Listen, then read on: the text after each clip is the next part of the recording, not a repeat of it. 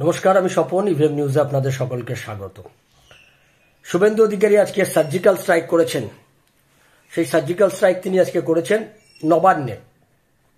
মমতা ব্যানার্জি যখন একদিকে প্রধানমন্ত্রীর কাছে গিয়ে দাবি জানাচ্ছেন যে কেন্দ্রীয় বঞ্চনা এই সমস্ত বিষয় নিয়ে তিনি যখন দিল্লিতে তোপ দাগছেন, তখন ঠিক সেই সময়টাকেই বেছে নিলেন শুভেন্দু অধিকারী। মমতা ব্যানার্জি তার যে দুর্নীতি, কেন্দ্রীয় সরকার তাকে যে পরিমাণ টাকা দিয়েছে সেই টাকা তিনি নয়-ছয় করেছেন, সেই অভিযোগ নিয়ে একদম পৌঁছে গেলেন নবান্নের 14 তলায়, পৌঁছে গেলেন যে চিফ সেক্রেটারির কাছে, এবং চিফ সেক্রেটারি গিয়ে তিনি ডিটেল বললেন কোন দপ্তর থেকে কত টাকা রাজ্য সরকার পাওয়ার পরেও কাজ করেনি। বিরোধী রাজনৈতিক দলের নেতা কর্মী হওয়া সত্ত্বে, সেই হওয়ার অপরাধে, বিরোধী রাজনৈতিক দল করার অপরাধে তারা কেন্দ্রীয় যে প্রকল্প, রাজ্য সরকার যে প্রকল্প, সেই প্রকল্পগুলো থেকে তাদেরকে বঞ্চিত করা হয়েছে। কেন্দ্রীয় অনেক প্রকল্প আছে যেগুলো এইখানে এখনো পর্যন্ত চালু করতে দেওয়া হলো না। এই সমস্ত বিষয়গুলোকে তিনি ডিটেল করে আজকে মুখ্য সচিবের কাছে তুলে ধরেছেন। এই গোটা বিষয়টা যখন চলছিল, এটা শেষ করে তিনি যখন বাইরে বেরোলেন, বেরিয়ে বিস্ফোরক তিনি এটা দাবি করলেন যে এই প্রকল্পের কোনো টাকা পাবে না যতক্ষণ না পর্যন্ত চোর মমতা তার দলবল যতক্ষণ না ধরা পড়ে ততক্ষণ পর্যন্ত টাকা দেবে না। শুভেন্দু অধিকারী আজকে ঠিক কি বললেন আমরা একটু শুনে নিই। 1 টাকাও পাবেন না, 1 টাকাও পাবেন না। চোরেরা জেলে না গেলে চোর মমতা 1 টাকাও পাবেন না। চোর মমতা 1 টাকাও পাবেন না। চোর মমতা 1 টাকাও পাবেন না।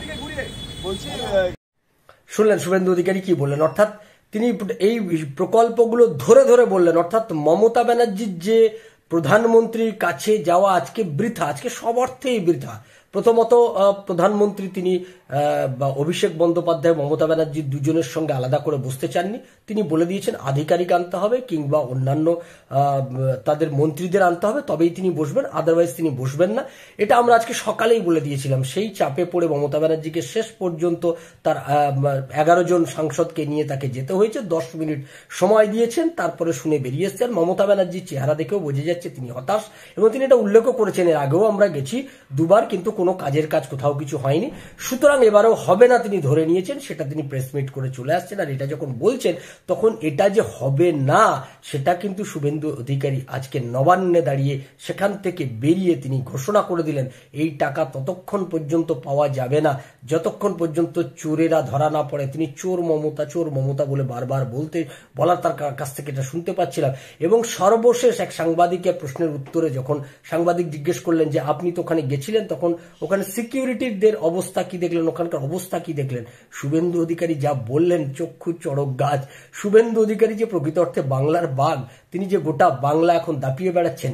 নবান্নয় মমতা ব্যানার্জির যে কম্পন শুরু হয়েছে এবং তার যে আধিকারিক, তার যে প্রশাসনের মধ্যেও কম্পন তুলে দিয়েছেন শুভেন্দু অধিকারী, এটা তার সেই কথাতে বোঝা যাচ্ছে। শুভেন্দু অধিকারী ঠিক কি বলেছেন আমরা শুনে নিই।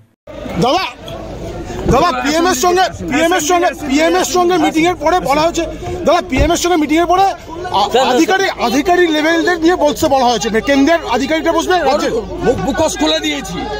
শুভেন্দুদা কেমন নিরাপত্তা দেখলেন, কেমন নিরাপত্তা দেখলেন?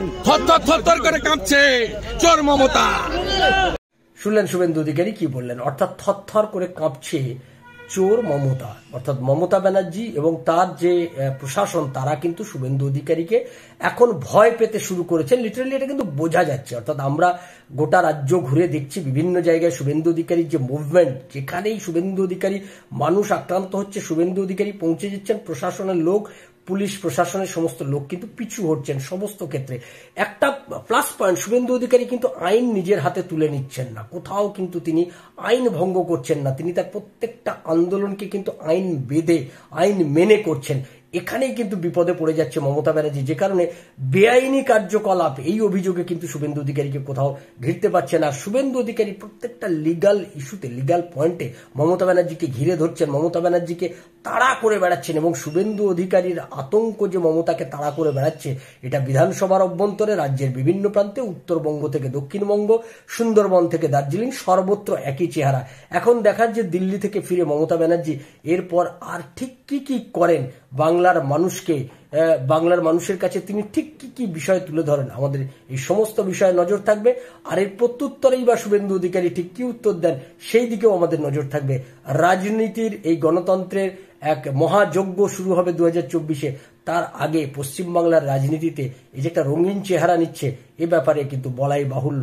আমরা এই সমস্ত বিষয়ের উপর নজর রাখবো। আপনারা নজর রাখুন ইভিএম নিউজের পর্দায়।